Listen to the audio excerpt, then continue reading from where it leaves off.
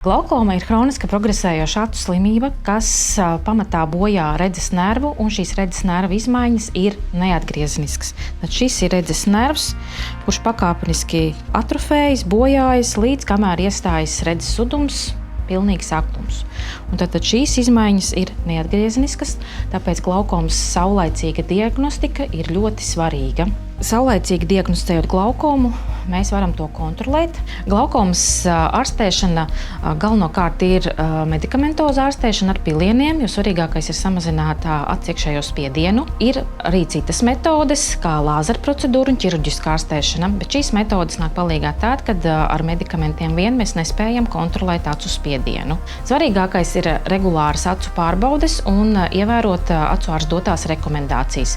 Glaukoma ir hroniska slimība, bet pareizi ievērojot acu ārsta rekomendācijas, redzi var saglabāt. Piesakiet vizīti glaukomas diagnostikai.